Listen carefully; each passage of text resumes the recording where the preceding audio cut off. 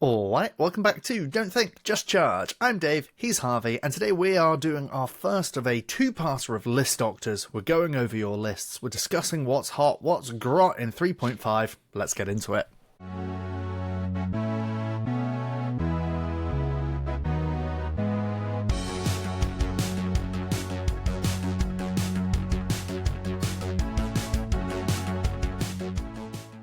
So thank you very much to our wonderful Discord members who have gone and given us your lists to Doctor. This video is the first of two-part. We're going to cover 3 lists today, 3 lists next week.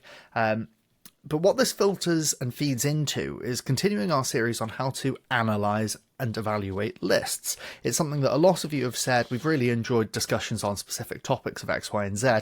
But how do you actually analyse a list? And so that video is so hard to do in under 6 hours. It really is such an all-encompassing topic of how to analyse lists. But one of the best ways of doing it is by looking at lists and we have the conversation about it. So hopefully this, for those of you who don't have a list in this and look at these armies and go, I don't know, I don't play vampires or whatever, you can hear the conversation that we're having about how we're analysing and how we're building our lists around these discussions, and that can help, again, you in your games and your analysis in one-page rules. If you hear us talk about any particular topic in this video that you think, hey, you guys need to expand on that, let us know, get down in the comments, and while you're down there, click the thumbs up on the video, subscribe to the channel. All these things really help us out. It lets us know that you're loving it, and thank you very much. So let's kick things off. How did we do this? We, a while ago, went into our Discord and, well, actually, Harvey went into the Discord channels and said, everyone, I'm going to do some list analysis work. Let us know what you've got and send it through. Now, this was actually for when I was on paternity leave, raising a newborn baby, and wouldn't have been able to record, and Harvey was planning on doing it his own. I managed to make him stop so I could join in because I love this shit too. It was a mix, right? We'd planned it for 1 week, and then it was middle of beta, and Tano released the patches of all patches on a Friday, and it just messed up all the costs and everything like that. So we had to stop the video then, and then the next week, it got passed on again, and then beta release. So. And then it 3.5 release, and we've had 3.5.1, which is more points changes.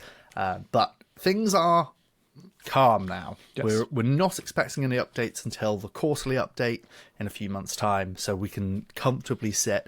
And really, one of the nice things, actually, I think, is Tano's talking about some substantial changes in yearly blocks to OPR, which I think is good. What this kind of gives me in my mind is a season effect. We've got a season of OPR now, so this will be good for this season. Yep. So, kicking things off, Celebrir, thank you very much. If I've butchered how to pronounce your name in Discord, at me when the video drops and tell me if it's Celebrir, whatever. Our first submission, as you can see on the screen, is Vampiric Undead list. Now, I'm going to read the little blurb that Celebrir's got before you and I have a chat, Harvey, about Vampiric Undead. So, this is his version, or their version, we don't know, their version of the Mind Control Vampiric Undead list after the patch. The main idea is to have fun with Mind Control and create chaos in the opponent's formation. In this list, the stitched ones are slow, but if you manage to control the opponent towards your units, slow doesn't matter that much anymore. Another strong application is to get the opponent's units off the objectives after they activated in turn 4. So, This is an important point. We did raise this with the folks in our Discord. Try and let us know if you're doing a list for the base game or for a tournament pack or progressive scoring. This is going to be one for the base game. Note that not only the 3 models that have Mind Control in their profile are able to use it, but all casters have a level 2 spell that can Mind Control 2 units. Yep. Very important for Vampiric Undead. The Stitch Zombies are good objective players, thanks to Cursed Undead and Fearless, yes, and one of them has Infiltrate to be more flexible. Besides that, thanks to their A2 per model, one should not underestimate their damage potential. Honestly, this Celebrir, you've been in our WhatsApp chats. Really, you have. Vampiric Knights go against the theme of being slow, but it's nice to have one fast unit. Agree with that. Stitch Butchers are another payoff unit that can deal good damage. The Zombie Dragon is hit and miss in terms of damage and doesn't have an upgrade, sadly. And then also, They've said, I underestimated the damage from the corpse wagon, but if it gets ignored, it can damage some low def units. The last points are the cursed undead boosts in the corpse wagon and the stitched butchers. Those are interesting and strong because if you guess the units that need it correctly, it can become game deciding as well. And then the level 3 spell is a way of dealing with high tough units. The weaknesses are relatively weak damage output and the reliance on missed morale checks. High quality isn't as much of an issue as I worried first because they are more costly, which leads to less units.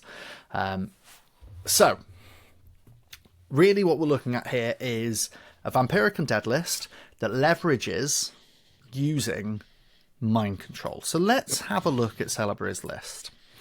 We're starting out with a Drained Leader attached to Stitched Zombies times 2. It's got the Stitched Leader, so they've all got Fearless and Slow. It's Caster 3. It's A3 rending in combat and A2 on all the zombies. Absolutely fine. These are 2 units that are just there for padding. Give you a Caster 3 with plus 10 wounds. Yeah. These are... I'm trying not to get my undead armies confused. These ones don't have regen. These guys are just 6-ups into 6-ups. Just cursed undead, yeah. Just cursed and just. Very effective units for 200 points, 13 hit points tough, 13 hit points, Caster 3 units. Yep. Very nice. Next up, we have got a Vampire Master. Now, this guy is set up on a Winged Terror, so he's a tough 6 model. He's Caster 3. He's got Mind Control as an upgrade, bearing in mind that with Caster 3 on the level 2 spell, that is 3 possible instances of Mind Control in a round. We'll talk about that shortly. Ghoul Beast Riders, these are 3 of them. They're tough 3 4/6s with flying. They've got impact 2, regeneration, and 1 attack with thrust each. Yep. Then we've got a unit of Stitched Butchers, as has been mentioned. They are slow, but they're 3 attacks, each AP 1. They've got Ravage, so on a 6 they can deal an extra wound. And they've got the Cursed Undead boost buff, which they can put on themselves or somebody else to make it a 5-up. We have 2 Corpse Wagons with casting buff and Cursed Undead boost buff and a Maiden Chariot. So I think the list has changed a little bit since Celebrir's initial submission. Yeah, I think he originally submitted in beta maybe, or in the tail end of it or something like that, so he's made some changes. Yeah, so there have been some changes. So we've got a Maiden Chariot instead. The Maiden Chariot, a 4/3 fast, impact 4 attack model, so it's hitting... For a tough 6 model, it's hitting 8 points of damage output, and it's got Mind Control, and of course Cursed Undead. Yep. So, this list, for an end-of-game list, let's look at and analyse Celebrir's initial submission here. I like it. It can do all the things that he wanted. One of the things that's really nice about Vampiric Undead, because of the strength of their casters, is having these Corpse Wagons that have just been rolled back to be 125 points. So cheap, so effective. A 10-point upgrade is what gives them casting buff, and they've got the Cursed Undead boost buff. And it's got regeneration on a Def 3 model for itself, so it's no shtick when it comes to actually sitting on objectives, hey? Yeah, you're right. I think overall, like, to be fair, you could run this list as is, right? There aren't many things here. If I was giving feedback on this list, just small tweaks, I'd love to see a banner in the zombies. Just 1 extra pip of morale. I think that's really good with their Fearless. Gives them a 75% chance of passing, which I think is good. I think that I quite like the Curse Undead buff on the Stitch Butchers. I quite like, there's quite a lot of the units like this, these little tough 3 ones where you can give them a little buff and they then become like a piece, like a buffing piece as well, which is quite nice. So I do like that.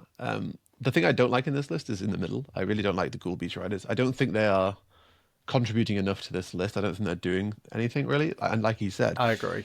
He's worried about being able to punch. Well, these are probably the least punchy things in the list. They are, yes. I don't think they quite fit. I also actually controversially, I know this is a mind control list, but I think actually the mind control buff is too expensive to run. I agree again. Yeah. Too expensive. I think it's 45 points when you compare that to their caster instead. It's okay, so that's the thing. I think in the game, for like our Lust Demons lists out there, I think 45 points for their mind control is pretty decent. But in the list where your casters have it as a level 2 spell on 2 units, I agree. I'd rather be running caster and focusing on that. Yeah, I think the casting version is so much superior. Obviously, the non-casting version is guaranteed, so you got to wait into that. But yeah, I think actually that I'd prefer this list if he cut the mind controls from the 2 units that have got it, or from the 2 units, I guess. Actually, the maiden chariot comes with it, right? I'd rather see another corpse wagon instead of the maiden chariot. 3 corpse wagons. Oh yeah, why not? You just buff all the casting, get that, because that way you're casting it on a 2-up every turn. And it's on 2 targets, right? Guaranteed every time you buff the units. It also means that your casting units are all on 5-ups as well, on their rerolls for the Cursed Undead. And then, yeah, just pull mind control, spend a couple points somewhere else. Maybe upgrade the Ghoul Beast Riders to something with a bit more punch. Maybe bring some actual Vampiric Knights. They're kind of a glass cannon unit, but they do have a lot more punch. I think you get more use out in that way. And one final thing for this list, the Vampiric Master, the Vampire Master, is currently taking regen away from the Ghoul Beast Riders. Yeah, which is a huge waste of points. And really, it makes that an extremely squishy unit because things are going to roll into it. They get their 6-up from Cursed Undead, but they don't get their 5-up from regen. So really, you're 6-up into 6-up, 9 wounds there, which is basically a stack of zombies, but you're paying an extra bunch of points for it. So there's a really good chance that you just get blown up, and then you never see the 3-up of the Vampiric Master. So yeah, would like maybe something more sturdy there, or just something with spears. Maybe some drain. Just drain dudes being bros. Yeah, honestly, are so effective, especially in fantasy. Now, again, let's put another rider on this that we are kind of presuming that our fantasy lists are for fantasy events, and our Grimdark Future lists are for Grimdark Future events. But we can have a little bit of a mind to what if it's a crossover. Full disclosure as well for those of you at home, Harvey and I are looking forward to, I think, 2 to 3 events immediately in the early quarter of 2026, which are going to be 2,000 points. At least 2 of them are going to be crossover Grimdark Future Age of Fantasy. Hopefully one in Bristol, and UK Games Expo, a pretty big one for us. There's going to be another one hopefully in Cheltenham, which we don't know if that's going to be mixed, but that will be probably 2,000 points. So we have been considering all of these points in our analysis of Age of Fantasy versus Grimdark Future. Before we come on to actually showing you our lists, Harvey and I are very keen on Vampiric Undead. Okay. In Age of Fantasy Solo and in Mixed, they are very powerful, and this mind control build is really why. Leveraging caster and the casting buff, and just having loads of casters in Fantasy in general, and then mind control itself. And then if you find yourself in a matchup where, and I think this is why you're saying about the casting being so much better, if you find yourself in a matchup, say you are doing Age of Fantasy versus Grimdark Future, and you're against Vassal Brothers or Prime Brothers or Custodians, you're not really expecting to get your mind controls through in those. So instead, you rely on casting to do casting things, and honestly, in those matchups, this level 3 spell, 3 hits, AP2, Deadly 3 is just fantastic for it. Yeah. The rest of the list is excellent. You've got Teleport, 1 enemy unit taking 4 hits, AP2, and then just Cursed Undead buff for defensives. 3 hits with Severs whatever. It's a cute level 1 spell, but I'm not really hung up on it. But the rest of the list is really, really good. If you find yourself against something like Eternal Wardens in Pure Fantasy, this could start to struggle because you're relying so heavily on this spell. But overall, Vampiric Undead are very good. Now, Harvey, you've launched straight into what you'd like to see out and in. Let's just take it back one step. You're deploying a 1,500 point army against this Vampiric Undead list. Regardless of what you're bringing, what are you thinking? Avoid, kill, marry, avoid. I mean, it's a good point. One of the things about this list is it's relatively flat. I don't know, if you've been on the channel for a while, you probably heard me say a couple of times that I quite like my lists flat. Explain flat. As in basically everything costs the same amount of points. So it's like impossible to analyze, right? Obviously the casters are the main threats here. So really you won't be focusing on the casters, right? So if I'm looking to get some cheap kills, I'm looking straight to that Vampiric Master on the Ghoul Beast Riders. I'm thinking that I want that to die, right? Like the Vampiric Lord, he's got 2 buffs on him, he's very, very expensive. That's a very expensive unit. And if you charge it with something decent, it will just melt. So that's where I'm looking really to focus my attention. They also aren't fast. There's a few points to this unit, right? they aren't fast. You've lost regen, pardon me, because of the changes, and they're not outputting as much as you want. When you're dealing with tough 3, anything that is outputting 3 attacks on its charge at max, really, is kind of like, it's not good enough, really, as a tough 3 unit. You want 4 or more with some units out there. So this thing isn't punching, and then it's a hero buried in a unit. When you attack a hero buried in a unit and you take a round of hits, you roll always against the defense of the unit. Yeah. So you've actually really severely nerfed your defense point on your Vampire Master, and that's what you pay most of your points for. Yeah. So this thing can really take a beating. Yeah, the thing that I worry about for this list is lists that bring a lot of impact can be very, very good against a list like this. So yeah, but if I'm setting up against it, I'm setting up my threats just to take down the casters. I think you can probably play around the Stitch Butchers. There is obviously a lot of mind control going on here, so kind of hope you brought the right list in inverted commas to avoid much of that. But one thing that is true of casters is the more you have, the better they are. So the quicker they get removed, the worse they are, right? The quicker you force your opponent to start rolling those 50-50s instead of those 2-ups every turn. So yeah, that's what I would be doing. I'd be looking straight towards killing the Drain Leaders and the Vampire Master. If you're running like a Ratman list and you've got snipers, you go to town on this list, right? You take rid of those casters and you feel really good about it. Brill. So let's go and have a look then. Let's lead with you. Let's have a drum roll, please. Harvey and I have built our lists, and we haven't spoken with each other about it. We've each built a list in whatever army we're talking about. So I haven't seen Harvey's. He hasn't seen mine. I do think we'll be quite similar. Oh no, we've not. Harvey, lead us through your list then. So mind control vampires. So what I really liked from his message was that he talked about the synergy between mind control and slow. And the Vampiric Undead list has quite a lot that's going on, because not only do you have mind control, but you also have teleport. So what that means is you can get slow units and you can really get them moving.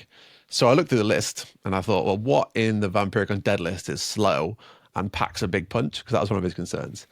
And obviously I landed on the Butcher Titan. Now, this thing, it's only 500 points, right? It is a third of your army, right? But it's really, really scary. It's got a whole heap of attacks, AP2, Rending, it's got Fear, it's got Fearless, it's a 3-up, it's got Curse Undead on top of its 2-up. And it just needs the support to get up the board and get things near it. And that's exactly what the spell list does. So yeah, the idea here really is, the teleport spell is really, really good for getting zombies moving as well. So you don't need to worry too much about having fast things in your army, because it only takes one of those casts to get off, and then all of a sudden all your units moving like 14 inches, right? And then you kind of in the fight at that point. So yeah, apart from that, I've done what he did basically. I've taken Drain Leaders and Stitch Zombies. I messed around with vampires for a while to go for that double mind control thing, but I think it just ended up too expensive, and I missed having Fearless. So I went with Triple Drained Leader instead. I think these guys are just great. They are 4-up into 4-up. They're a caster. They're really annoying. You have to go through so many ablative wounds, and actually, so many in fantasy, they're really scary if you let a zombie unit charge you. Right, even at half strength, zombies can do a lot of damage. I didn't put weapons on the Drained Leaders. I think that was probably a spare points kind of dealy, but I looked elsewhere for that. Ghouls. Now, ghouls, I think, are one of the best units in the army. Regen is. Yeah. Yeah, so I think ghouls are really, really good for their points cost. They're only 75 points, or 70 points, is that? Yeah. 70. And that's with banner as well, so they're normally 65. Now, what these guys are is they're very, very similar to Mourner Banshees. They're 4/6s. I've got a 6-up into a 6-up into a 5-up, which is not the same as having a -1 to hit, but it's pretty close. And then the banner makes them a 3-up morale. Now, this is a surprisingly tanky unit because of stacking saves. Yeah. They're only 75 points. The banner means if they get reached blues half, they're not always going to die. They also have Strider, which means that they can play difficult terrain games. They're a great objective capturing unit, like really, really, really premium, despite what they look like. So 2 units of these deals with the problem this army's got, which is you want to be clumped up. Right, you've got 3 casters, you want them near each other. You want your Butcher Titan near them so it can do stuff. You want your Corpse Wagon near them so that can do stuff. So all of a sudden you've got this kind of like death blob that you're trying to push into the board. So when you're placing your objectives, try and do that, right? Try and make it's a big grindy fight. Get that Butcher Titan in the middle of their army, killing a unit every charge. So that's really great. they can go off to the flanks and they can deal with objectives that your opponents might have put down there. Apart from that, yeah, so I've only got the one Corpse Wagon here. I wanted to include Stitched Butchers. They were in the original list, and I think they're kind of cute. I think Ravage is pretty good for them as well. Like, I think they're a surprising unit because Ravages with 3 wounds, really like that. They are fearless as well, so they kind of add to that slow, fearless vibe that the whole list's got going on. Because basically everything in this list is slow and fearless, apart from the ghouls and the wagons.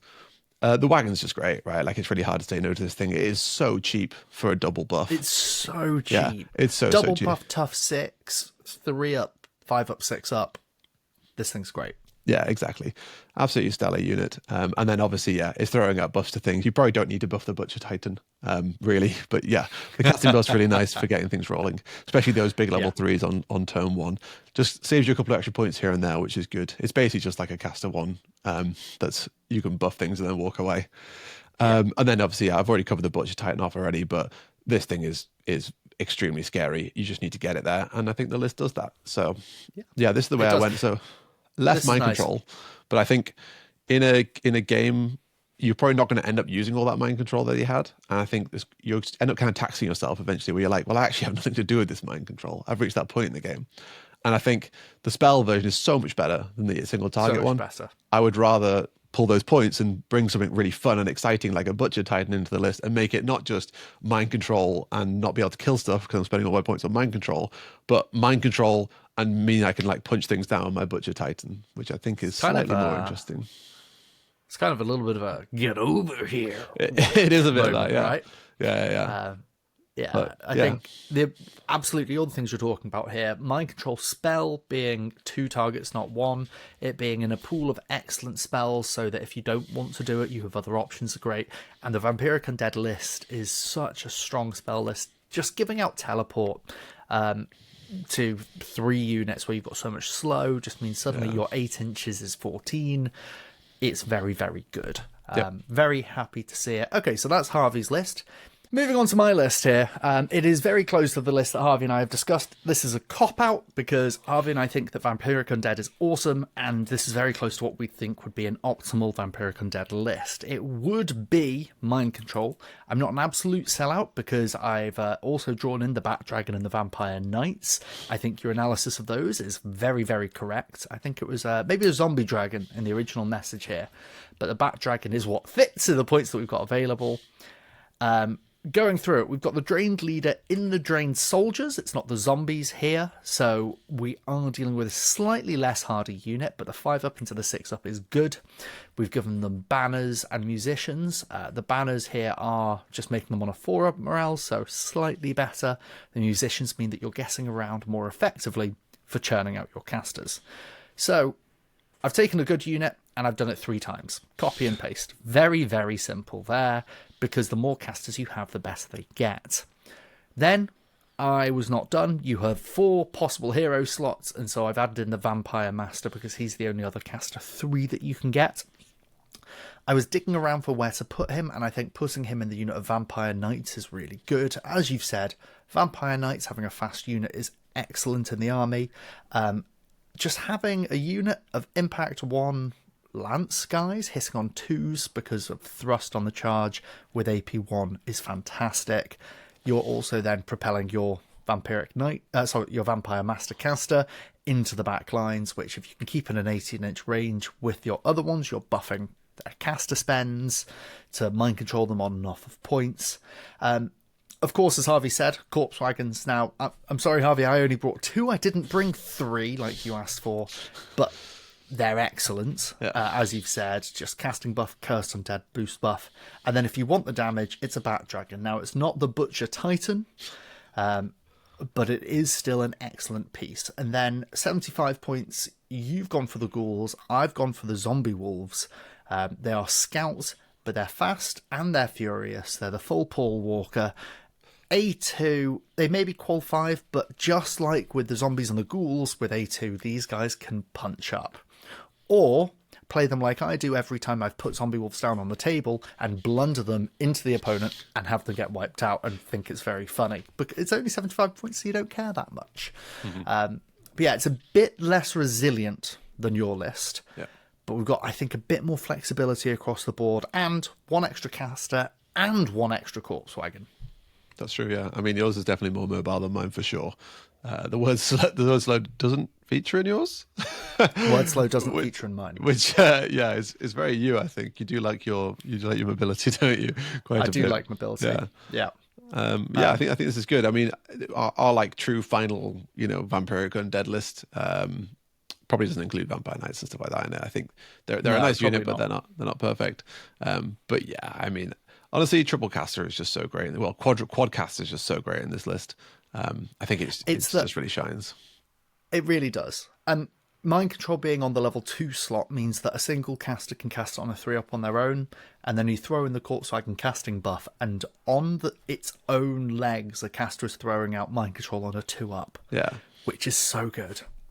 Yeah, and then in the context of AOF as well, like there is quite a lot more like no AP kicking around. So the Drained Soldiers being a 5-up is relevant, and especially if you can get the Cursed Undead buff on them, then it's a 5-up into a 5-up, which is actually saving a lot of wounds. It's really great. So yeah, nice. Yeah, and then Musician for mobility. The Musician is an ode to Harvey here because that's how he plays his Ghostly Undead. Played his Ghostly Undead in 3.4. Casters in units with Musicians.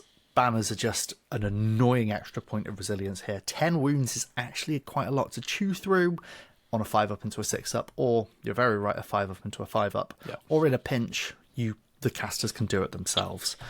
And then if you face fatties, just yeet yourself up the board with teleport and then throw out 3 hits AP2 Deadly 3.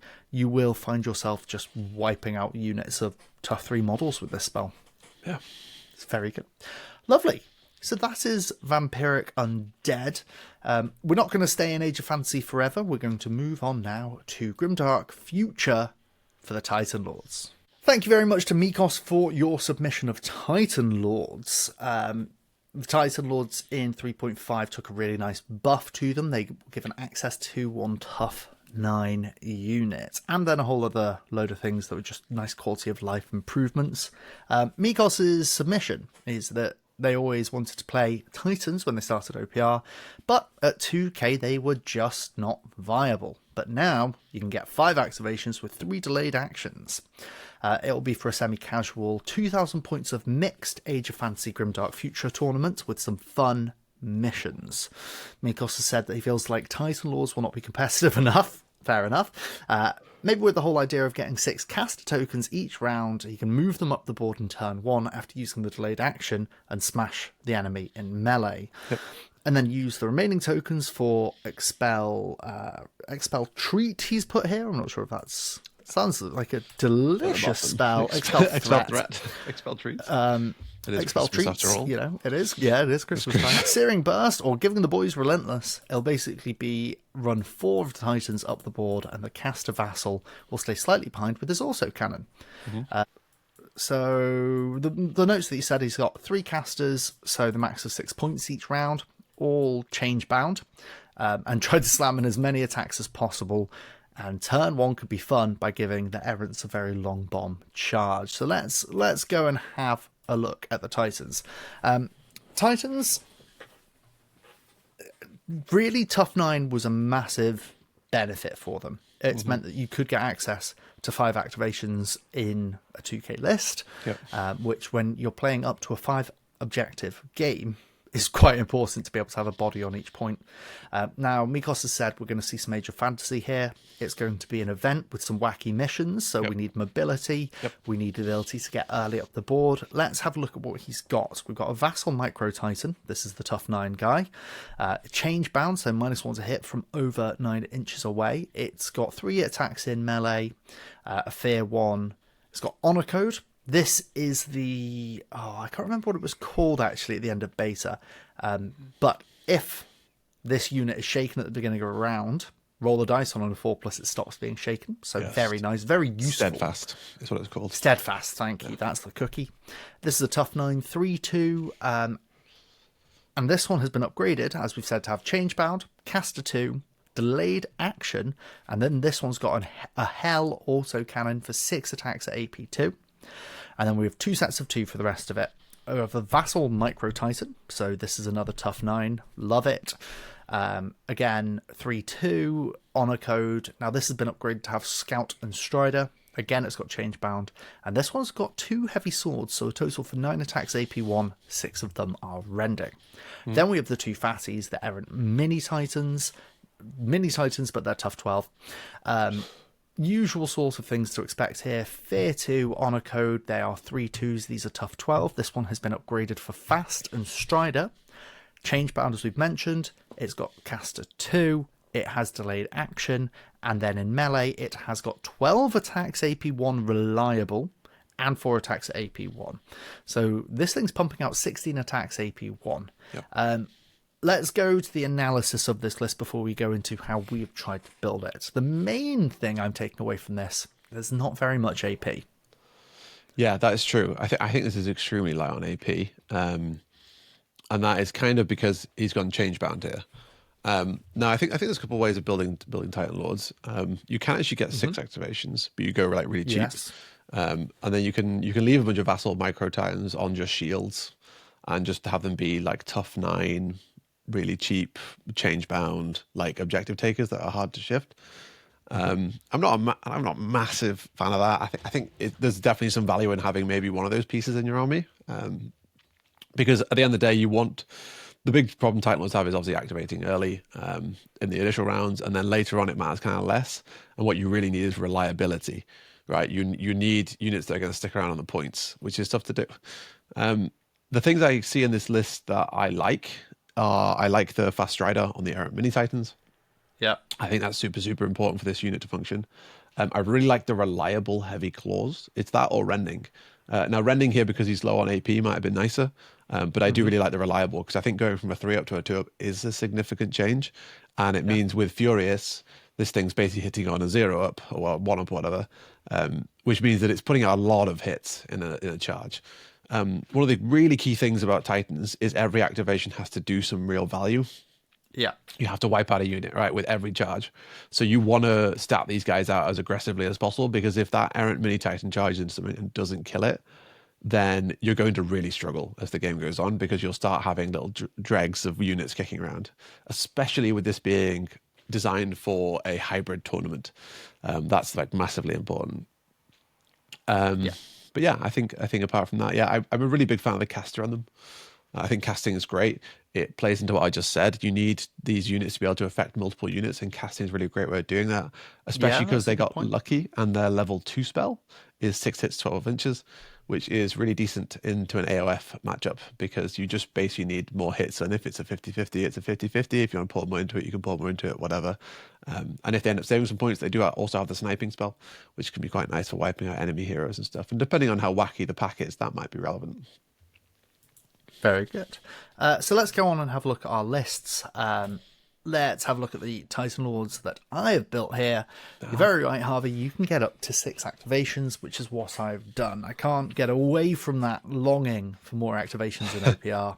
I'll talk you through the list that I've got here. Now, I can't stick my mantra too close to that of Mikos here. I have 0 caster in the list.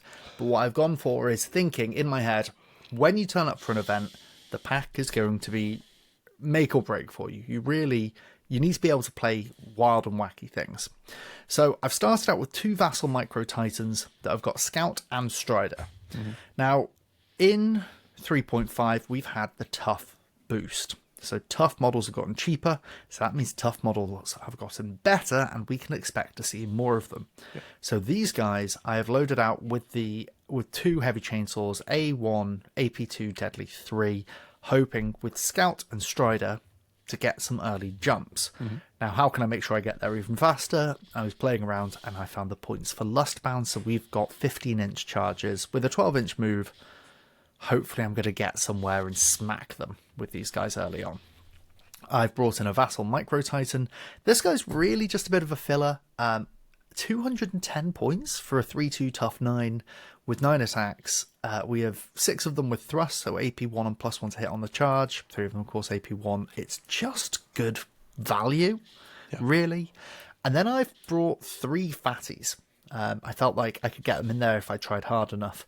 I've got 2 Errant Mini Titans. Now, both of these guys being Furious, I've left them on their Blast 3, A2, AP1, Blast 3 profile, because that with Furious, I'm going to be cleaning out a lot of units there if they've got 3 or more models. And then these guys, and then my Yeoman Mini Titan, I've given Warbound to. This is that any ones on defense rolls are an extra wound.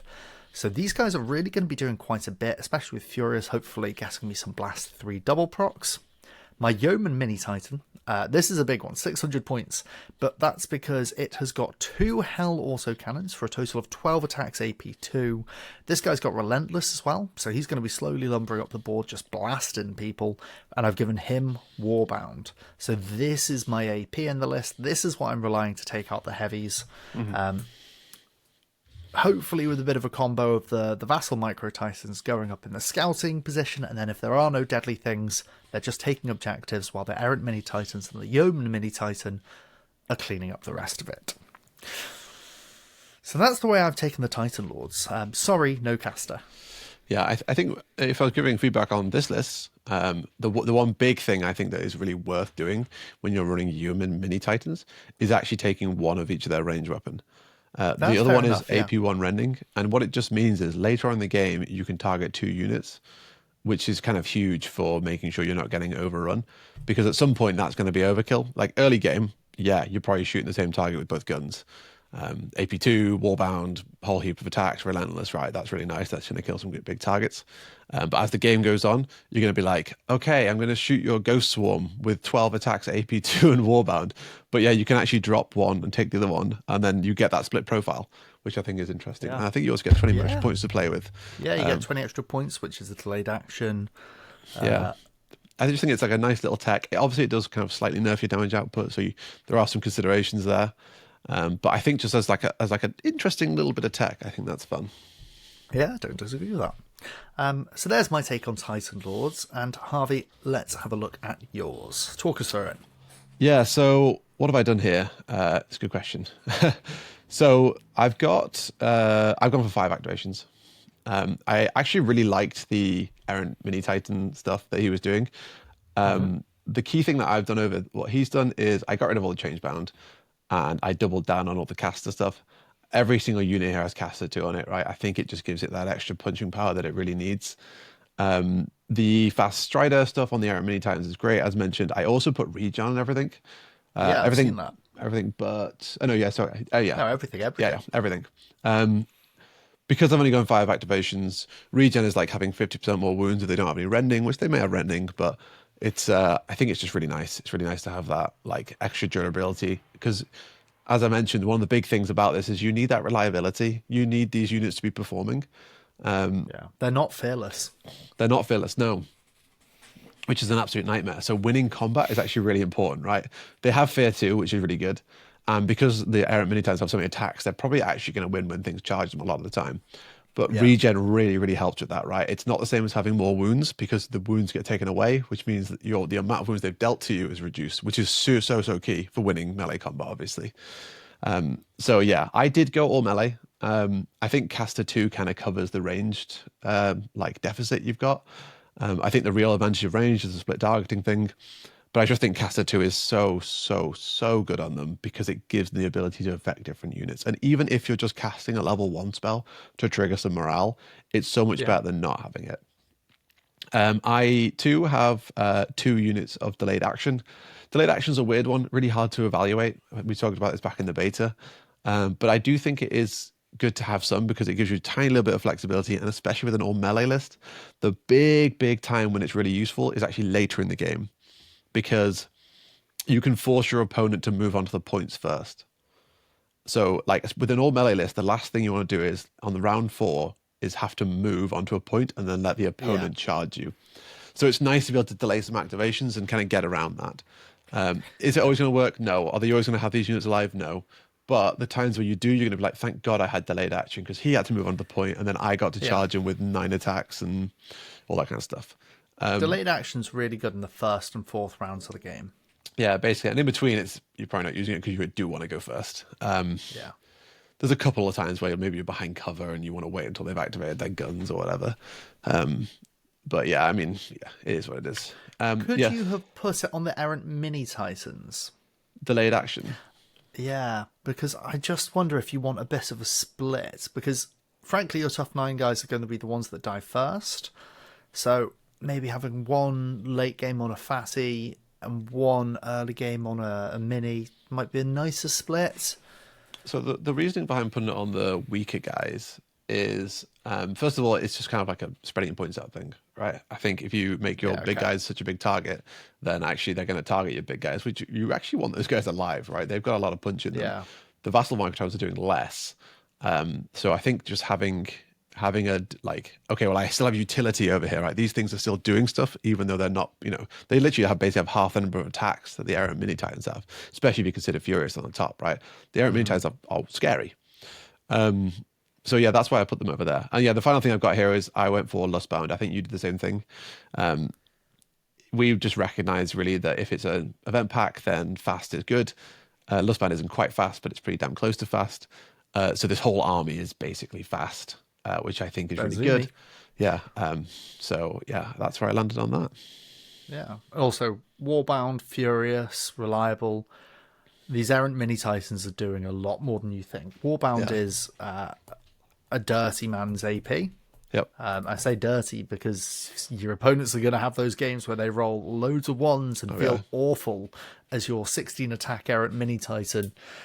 You've just hit 12 attacks AP1 because of Reliable and Furious, and then an extra 3 attacks with AP1. This is 15 hits, and then suddenly something bad happens and they're taking 15 or more wounds. Yeah, that could be really, really powerful. So, excellent. Yeah, I like these. I mean, it's nice to talk about Titan Lords because I'm still not sure on them. I'm still not sold on them. No. Tough 9 is very, very good. It's very helpful for getting them in the game. I don't know yet if it's enough. But, these lists make me feel a bit more positive about them. I actually have 2 more things to mention on my list, but they're only short ones. Yeah, go on. One is I didn't include Scout on the little guys. Yep, I noticed that. So no Scout on those because while it is really good on some tournament packs, I think actually I'd rather spend the points elsewhere. And the reason why that's the case is because I wanted to regen everywhere. One thing I didn't touch on about regen before is it's a soft counter to Deadly. Deadly's a multiple to 3. Regen on average removes 1 of those hits. Which means that if something shoots you with Deadly 3 and you save 1 of them, they now need to hit you 5 times with Deadly 3 instead of 4 times, which is really nice. So it's just like a slight buffer against that, which is really good. And sometimes you just spike. Sometimes you just roll a bunch of 5+s and their deadly attack does diddly squat. So that's pretty good as well. Very good. Let's go on and have a look at the third army in our first part of this video. Remember, there is more next week. And we're going to move back to fantasy to have a look at the Shadow Stalkers. Our third list for the day is the Shadow Stalkers. Thank you very much to our pal Jacques in the Discord who has submitted this. His blurb that he's given us as the background is that this is for general base gameplay. The general themes for the list is to try and use Shadowborn, the army-wide special rule, to its fullest extent and strike first where possible. Tough units get dealt with either via the level 3 spell from the Screechers or by the Reaper Flayers being a bit more of a punchy charger. Spectres, Scourges and Swarms are there to go for points, whilst the Tormentors are there to hold ground and get early strikes. To help the chaff, there are a handful of precision target buffs to give bonuses to hit for your key targets. Durability and morale will be the weakness of this army. Yes, you are very right there. But the main goal is to control engagements through the army-wide rule and speed spell. Now, that is exactly how I think you want to be playing Shadow Stalkers, using this Shadowborn -4 when trying to shoot, -2 to charge. It's very similar to Wood Elves. It's a game that you want to just spend cagely picking your engages. We spoke last week, Harvey, about my Wood Elves versus your all-shooting Havoc Dwarves and how I just picked pretty much every fight in that game, other than a few mistakes. But I could have made it way more impressive if I'd been better. And that's what this can really give you the power of doing. So let's go through Jacques' list. He has started out with Scourges. Now, quick disclaimer. If I end up getting confused as to which unit is which, it's because it's been a while since I played around with Shadow Stalkers, and the names can get a little bit same. It's like Ghost the Undead, so I think this is the sort of thing where you're going to thrive, knowing the difference between glaive stalkers and side ghosts when they're all ghosts to me. The Scourges, a really nice core unit. They're 5/5s, A1. Here we've got them with spears for counter, and what you'll see a lot as an option in Shadow Stalkers is repel ambushes. Very good at keeping the Gribblies away. And these ones have come with a banner. We have 2 units of Tormentors. I know these, I love these. They are melee evasion, scout, of course Shadowborn. They're 4/6s. They come with Toxin Daggers, A2 and Bane, and Jack has upgraded them here with Deadly Stingers, which is a limited A1 AP2 weapon. We have 2 units of those. I think they're great. We've got 1 hero in the list. This is a Spectre Champion. We've got a Repel Ambushes upgrade. This one's got an increased shooting range aura and comes with A4 and Rending. And then it's joined to a unit of Spectres, another unit that has traumatized me. I know these guys because they can really punch up. These ones have got a precision target. There's 5 of them with A2 and Rending at 12 inches. So their quality 5 up can be a 4 up. We have got resistance on them and their Spectre Champions, so a bit of spell prevention there and an extra 6 up. We have 2 units of Reaper Flayers. Both of them, again, have got this precision target mark. I think mark's the right word, not a tag. No, tag. This one's the tag, not the mark. The tag is a once per game rather than the mark, which is once per round. And it's just permanent plus to hit against the unit you tag up. These guys come with Impact 2 and A2 and Thrust. They've also got Melee Slayer, and this is where Jack means about hitting the big things. Anything with tough 3 or higher. These are going to be AP3 on the charge, hitting on 2 pluses with 6 hits with AP3 and then 6 hopeful impact hits as well. And then having the combination of fast and Shadowborn means you have really good charge control.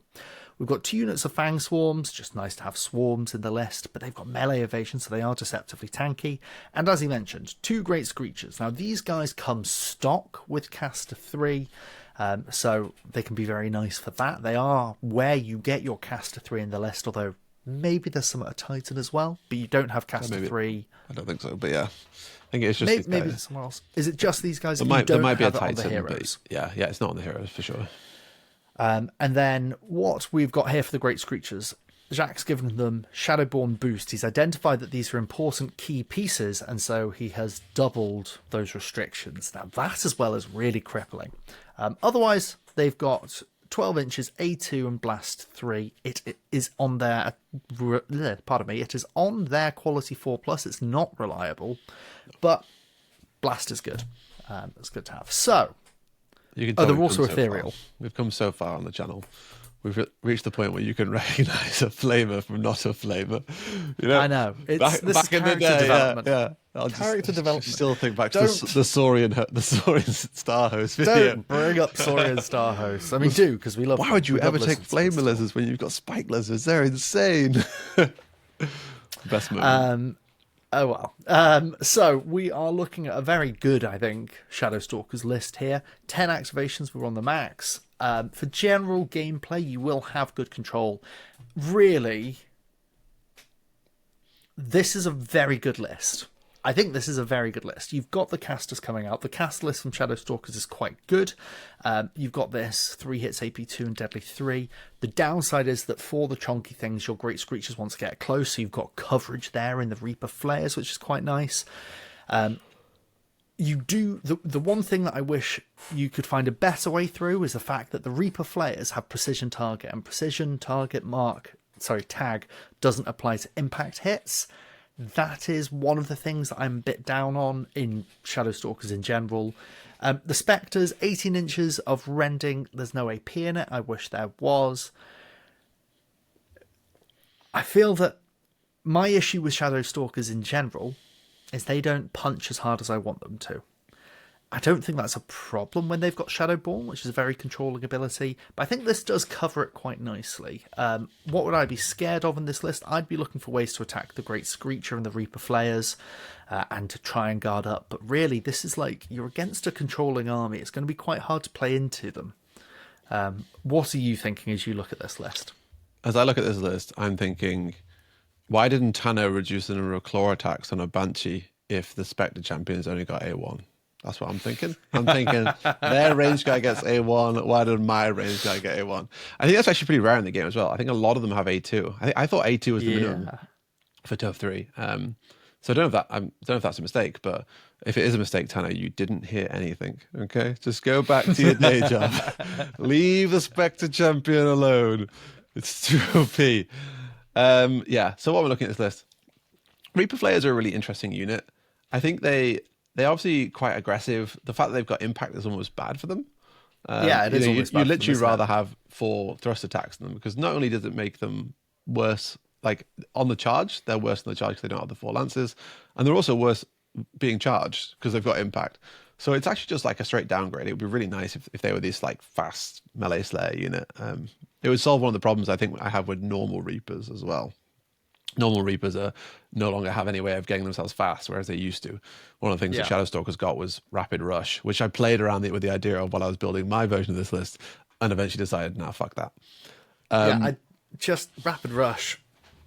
Why? Like, it kind of makes sense, this list, because you can position yourself better, and you're using your racial then to like get the charges you want, and then you just but then no one's doing anything really. If it was rapid advance, then your Spectres are suddenly absolutely fantastic. But this is for positioning. This is round 1, right? This is moving your replayers into the place where they can then get their charge next turn.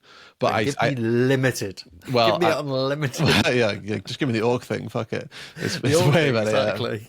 Yeah. The feet. So things I like in this list, I think Fang Swarms are maybe the best swarm in the game. They're kind of like cheeky, right? They've got the -1 to hit. They've got rending. Cheeky, aren't they? You can actually give them an upgrade to give them Bane as well, which kind of gives them an extra punch-up power. One of the things that's kind of like rarely spoken about with stuff like swarms is it's actually really nice to be able to do wounds. That sounds like a stupid thing to say, but when you're playing against big stuff that has fear, if you do wounds, they have to attack back. If you don't do wounds, they don't have to attack back. Now, the chance of you doing a wound is like doing 2 wounds enough to beat fear 2, or even 3, is relatively low. You need to spike a couple of rendings and stuff like that. But the ability for it to happen is important in a game like this, right? It's the threat of things happening that often has quite a lot of weight. Things I like in this list, as you touched, Tormentors are great. They're so great. I fucking love that unit. Yeah. And I think Great Screechers are good as well. It's kind of sad. Spectres and Great Screechers used to have access to teleport. Yeah. But it got removed. And I don't know why it got removed. I think maybe because they got Great Screechers got Shadowborn boost instead. And maybe it didn't fit in the Tanno's great plan of certain units having certain things. I don't know. Either way, they lost them. The other thing I'm not super keen on this list is actually the Spectre champion in the Spectres. I think there's a critical mass of Spectres you want, and 5 isn't enough. I think that unit's going to tickle a lot of the time. And like you said, there's no AP on it. But this is Age of Fantasy, so it can still do bits. But yeah, I'd rather see that doubled up than the way they are right now. And I'm not sure the increased shooting range is doing much for them either. I think, honestly, just moving up the board turn 1 and then turn 2 coming in with effectively shotguns is better off for you as a strategy. Very nice. Yep. Well, let's go and have a look. Now, Shadow Stalkers is an army that I must confess I'm not massively comfortable with building. So let's see what your take is on it before we go and bumble through mine. Talk us through your list, Harvey. Yeah, so one of the things about this was let's make the most of Shadowborn boost. And Jacques did not bring the goats of Shadowborn boosting the Phantoms. These guys have got Shadowborn boost. Shadowborn boost aura built in. Shadowborn boost aura. These guys are great for that, right? They've got that. Yeah, these are excellent. They've got Ethereal, which gives them a 6-inch teleport in place of 6 of their movements, right? So these guys are the ultimate play around terrain, get you less charging me piece, which I think is really great. So I've got one of those, and I've got a Phantom Champion here. The Phantom Champion really, really nicely gives them thrust. So their whole stack of no AP becomes AP1 rending, which we all know and love. That's super great. So that just becomes like quite a heavy hitting, nice unit. Outside of that, I've doubled up the Tormentors to stacks of 10. I think this is such a great unit. 220 points is basically going to win every single melee combat you throw it into. It's got 20 attacks. Well, it's actually got 30 attacks on the charge. It's got 30 attacks. Yeah, that is killing literally. And you have to use your limited ones on the first charge. That's the only caveat here. But they are scout. They hold the board really, really well. They've got melee evasion. That's great. Shadowborn mean that you kind of set up these one-way charges with them, which is good. Yeah. But they would literally just blow up chaff units, right? Which is ideal, right? Because if you can get one, if you can charge and then they don't strike units, back, right? These guys, because like, don't underestimate Bane. It can absolutely jib some people, but then also just the A1, AP2 hitting 5 of these, that's going to be doing some bits. Yeah, absolutely.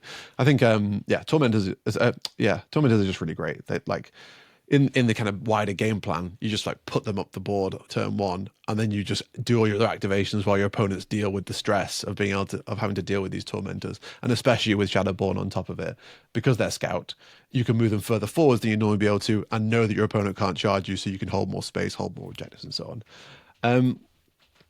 The one thing you're probably looking at this and going like, oh, why is that there? I've got a naked Spectre champion.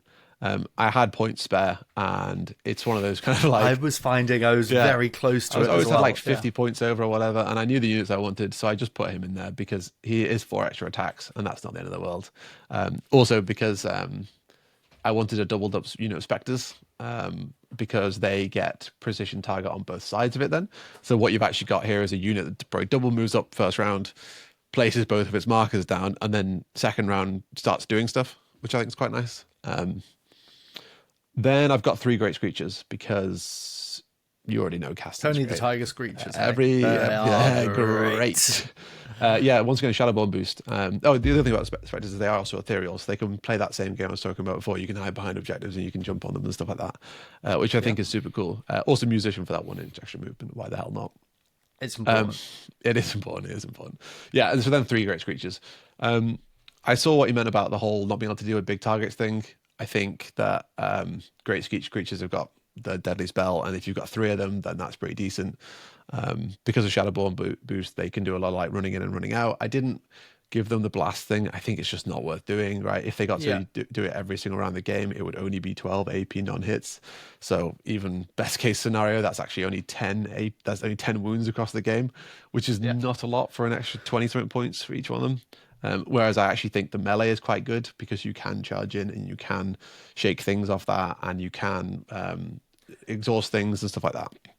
Just to highlight that they can also throw Unpredictable Fighter out, which is very good for just having surprise AP and extra hits, which can be very nice. And then also being melee focused, it's good. Again, spell-less, we have Evasive, just flat -1 to hit. We've kind of not said about it, but you can give Evasive to your Tormentors. And just give this unit -2 to hit, which is pretty damn egregious. Oh yeah, pretty scary. Having a third fewer hits across the course of a game is so big. So yeah, this is a nice little army to see. Also, the Spectre Champion. We didn't really touch on this in the mini Wood Elf analysis. In an end of game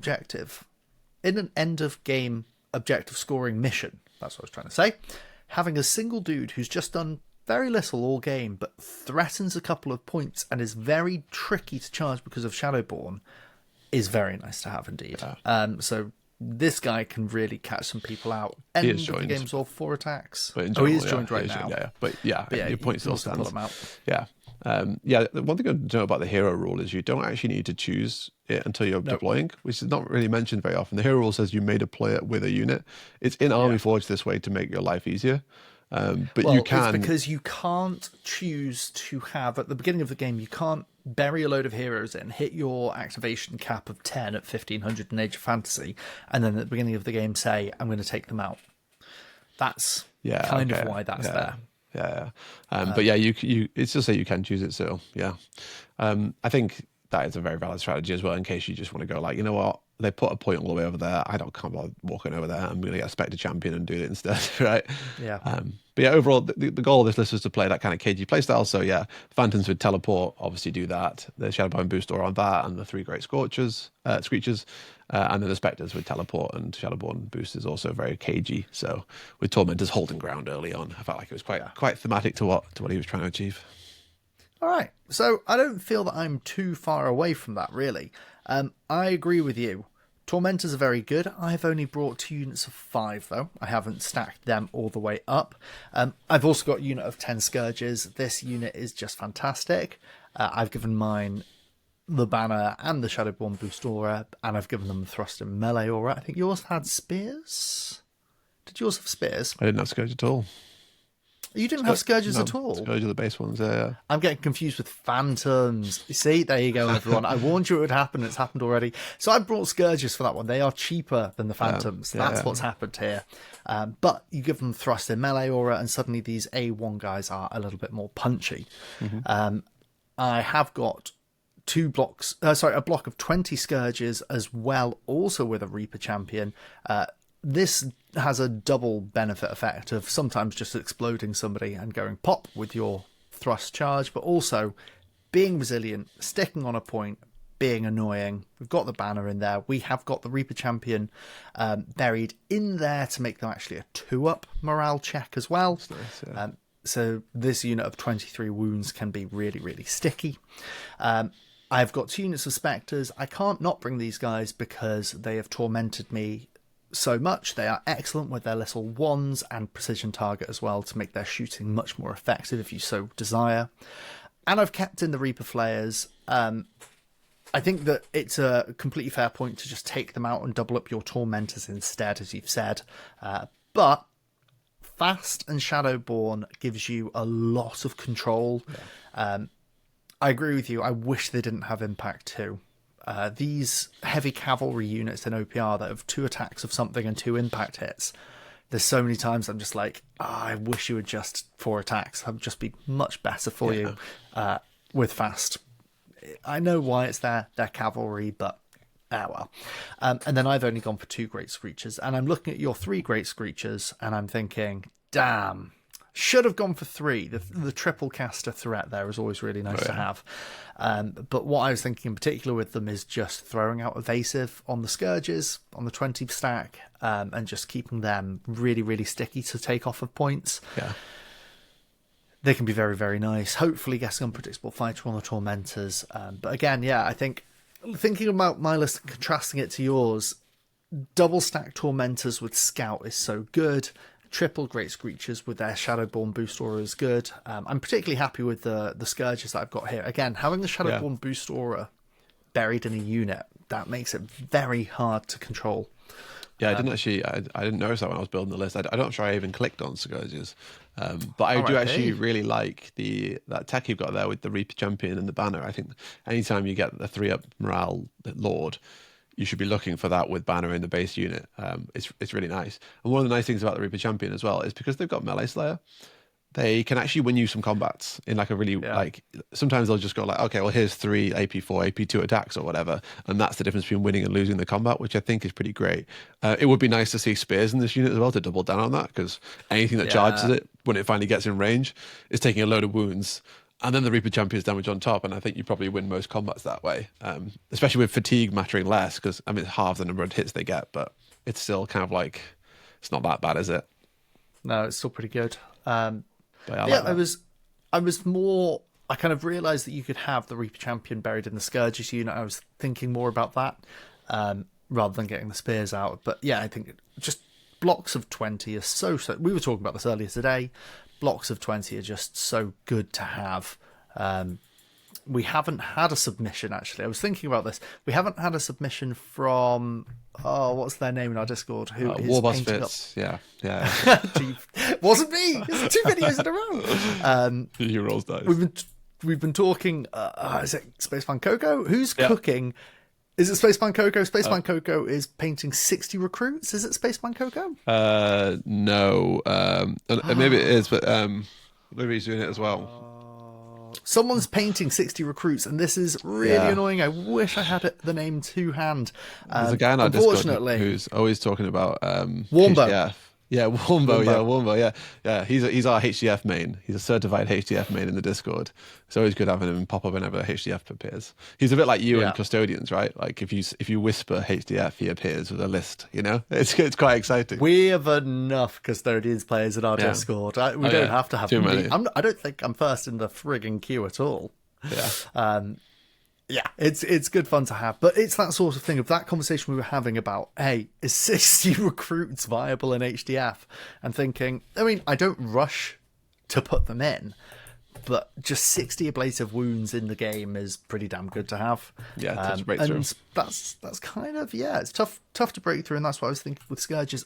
with the blocks of 20, especially where you've got the Shadowborn boost aura just built into the unit, these guys can just be really annoying to deal with. Repel ambushes as well. Yeah, ain't getting a charge on these guys if I can help it. That's what I was thinking. One of the things about 20 wounds is, like, if you play against any shooting faction, they're basically just tearing their hair out, right? They haven't got the damage output to deal with that many wounds, and when they do finally get it down to half, at best they're stunning it, right? And these things tend to be really, really cheap. I was earlier on, actually, Jake, one of our other custodian players, is talking about Havoc Dwarves. And in the Havoc Dwarf list, they have cultists, which are scouts, slow, 10 wounds, 6/6s. And you can get 20. You can get 20 of those for 100 points, right? Like, that is an unholy amount of wounds to put on the board. A lot. 12 inches up the board at the very start of the game. You can, literally, you bring 3 of them. You can basically block out the sun, right? Like, they can't. And the whole army's dwarves. They can't see any past. It's just a wall, right? Just an unholy wall of morale. But yeah, so yeah, one thing to note about Shadowstalkers as well, which actually I was reminded of then, is it's really a shame that you can't get a hero with Scout. Because it would be great to put... That's one of the things I was looking at with Thrust in melee would be so good with that unit, right? Limited weapons benefit so much from having a +1 to hit. Like, obviously you can use your precision markers, but like, imagine this unit, A2 AP1 Bane with A1 A3 hitting on 3s. Oh my lord, that's a blender of a unit. I really, really wish you could get that. I think in general our opinion on that stuff is, please, Tano, just give us the options, right? Like, I really wish that heroes, you could just put any hero in any unit, right? This thing about certain tough 3 units shouldn't have heroes in them, so I'm not giving you a hero. I hate it, right? Like, I think hero auras, they're such a great point filler, and they're so exciting to think of the combos and combine these together, and they really add to list building. Yeah.